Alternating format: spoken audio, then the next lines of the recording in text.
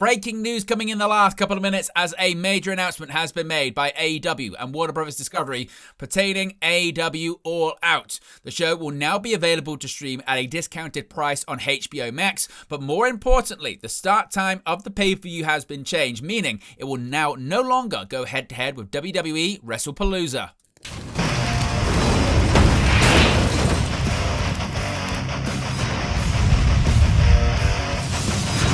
Hey guys, welcome back to Wrestling News 365. Hope everyone is doing very well. As always, there are plenty of news stories to get into in the world of professional wrestling, and a big breaking developing story when it comes to the potential upcoming head-to-head between All Elite Wrestling All Out and WWE Wrestlepalooza. The announcement has been made in the last couple of minutes at the time recording this video, confirming that the AEW on pay-per-view on HBO Max era is officially here with a discount of $10 for HBO subscribers, but that isn't it. AEW confirmed to numerous outlets that the AEW All Out pay-per-view will air at 3 p.m. Eastern, up from the originally scheduled time of 8 p.m. Eastern. Of course, WWE has made heavy attempts to counter-program AEW as of late, running their Wrestlepalooza PLE on the same night at the same time as they debut on ESPN.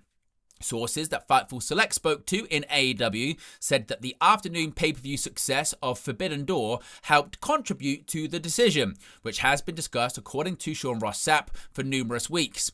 AEW announced their new TV deal with Warner Bros. Discovery ahead of 2025, and now HBO joins the company's growing list of pay-per-view providers. AEW and Warner Bros. Discovery provided the following statement to numerous media outlets saying, quote, Warner Bros. Discovery, HBO Max, and All Elite Wrestling today announced a groundbreaking expansion of their nearly 6-year relationship with the launch of AEW pay-per-view events on HBO Max, starting with AEW All Out on Saturday, September 20th at 3 p.m. Eastern from the Scotiabank Arena in Toronto, Ontario, Canada. HBO Max will stream live AEW pay-per-view events without ads, with all marketing and promotions of AEW pay-per-view events primarily centered on HBO Max. Pre-orders for AEW All Out on HBO Max will launch this Friday, September 5th, allowing US HBO Max subscribers with supported devices to purchase the event for the exclusive price of $39.99. Fans streaming AEW All Out on HBO Max can enjoy this event in HDR10 and Dolby Atmos, delivering stunning picture quality and immersive arena-like sound that puts fans at the center of the action. Purchase and access to pay-per-view content may vary by subscription provider. HBO Max users with a base subscription and a supported device can log on to purchase the event, which will be highlighted throughout the app or found in search. Once a purchase is complete, subscribers can find the event under My Purchases via the My Stuff page on the HBO Max menu. After the event, replays will be exclusively available for 6 months for purchasers. For more information on the HBO Max pay-per-view experience, you can follow a link to their website.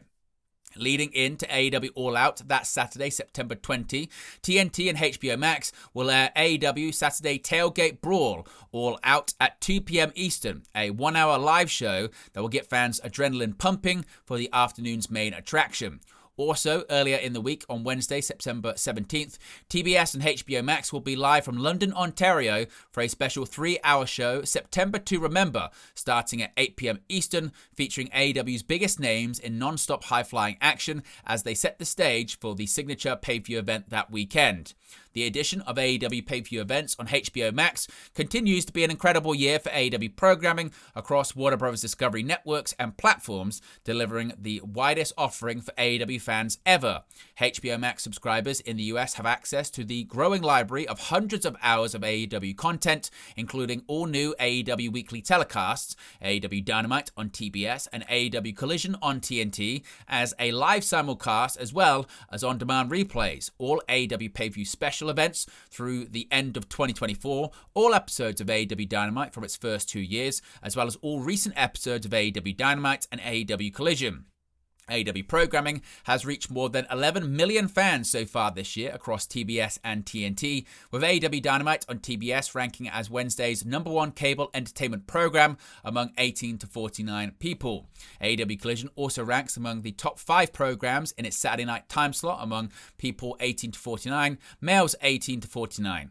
TNT's April 26 episode of AEW Collision delivered the show's third largest total viewers ever, and TBS's AEW Grand Slam Mexico on June 18th had the most watched AEW Dynamite episode among people 25 to 54 in nearly a year since July 2024.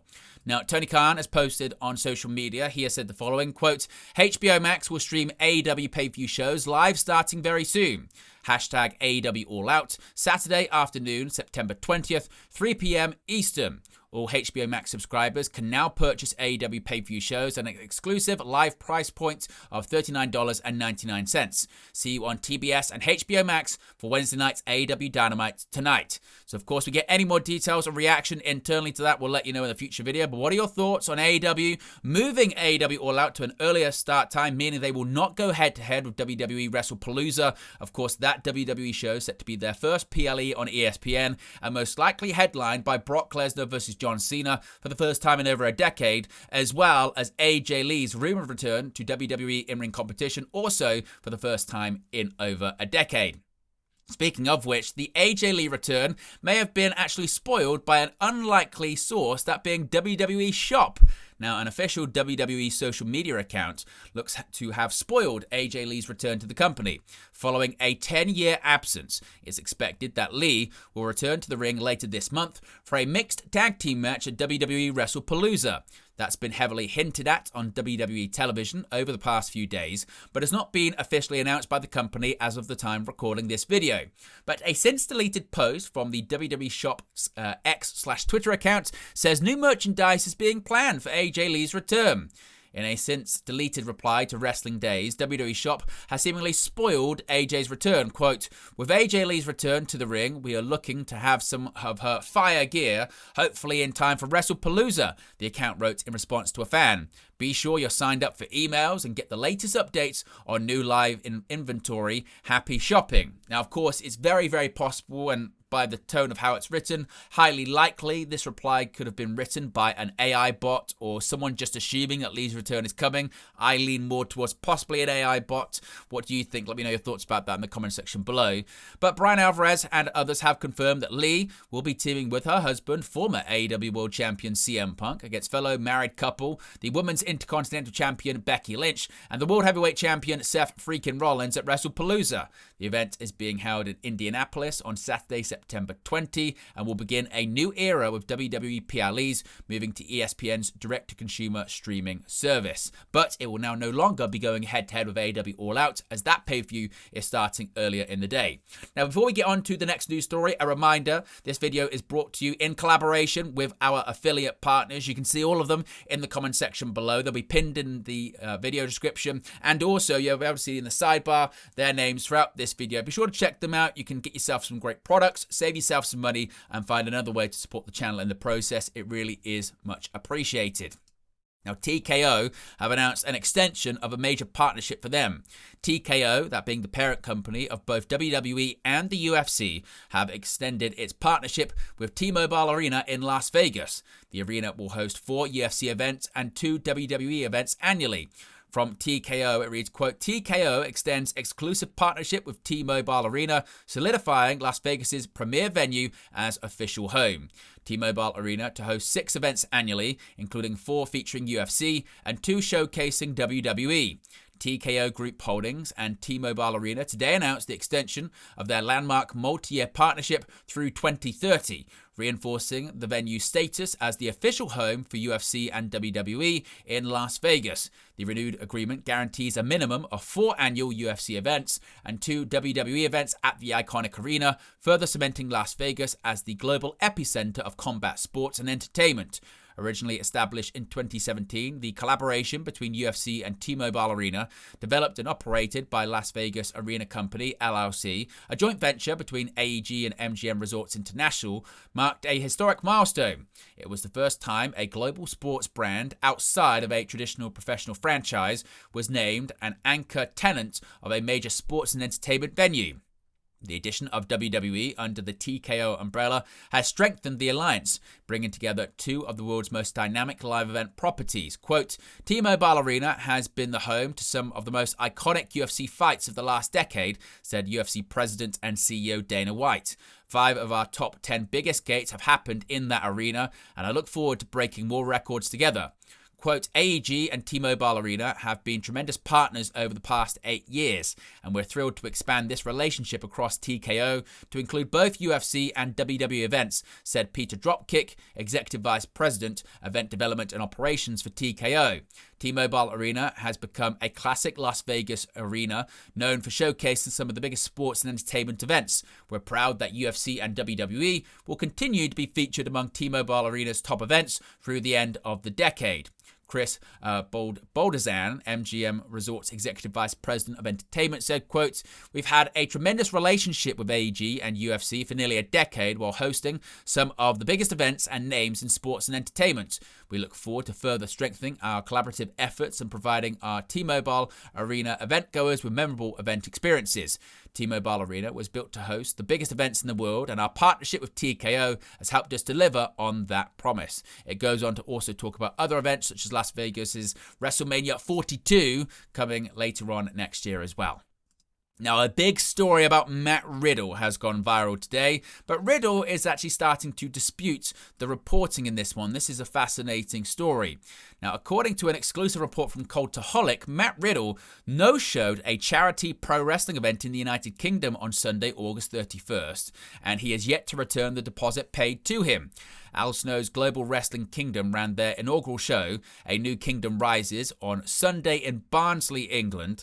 The advertised main event since May had been Matt Riddle versus Simon Miller, but Riddle was nowhere to be seen in Barnsley, and it was announced at the beginning of the show that Grado would instead face Miller in the main event. Grado explained to Cultaholic how he ended up replacing Riddle on the show. Quote, I got the phone call late Saturday night from Al Snow, Steve Linsky, and Liam, the promoter, to make the 5-hour drive from Ayrshire to Barnsley. I was a wee bit worried the fans would be upset at me being the replacement, as we are completely different wrestlers in more than one way. However, the reaction was incredible, and the lads and lasses in the back absolutely bust their asses to give the fans a cracking show. Shout out to Simon Miller for being a tremendous pro also. Now, according to Cultaholic, sources close to the situation have revealed to them that Riddle was booked for the Global Wrestling Kingdom event through his manager several months ago. But Riddle recently expressed concerns about his flight, claiming it was cheap, and his unhappiness about being in a hotel room in Barnsley for 2 days. After Riddle revealed his concerns, GWK tried to organize pro wrestling seminars so he could make some extra money while in the United Kingdom, but they were unable to finalize any events on such short notice.